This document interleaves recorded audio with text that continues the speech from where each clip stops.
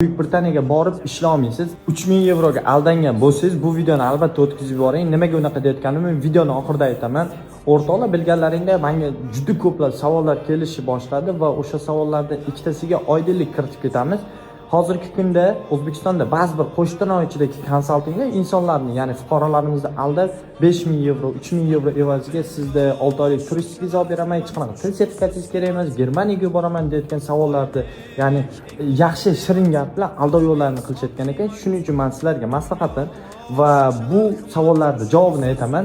Hech qanaqasiga o'rtoqlar 6 oylik turistik viza bilan Buyuk Britaniyaga borib ishlamaysiz. Agarda mabodida ishlagan taqdiringizda ham siz nelegal bo'lib qolasiz.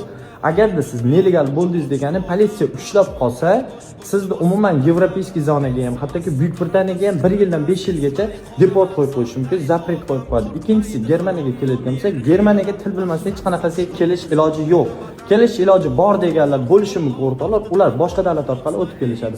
Shuning uchun men sizlarga eng zo'r maslahatim, hech qachon konsaltinglarga aldanib qolmanglar va kerakli ma'lumotlar uchun menga obuna bo'linglar va kommentariyamga Germaniya yoki bo'lmasa Angliya so'zini yozib qoldirsanglar, men sizlarga hamma zo'r ma'lumotlarni Telegram kanalimda tashlab beraman.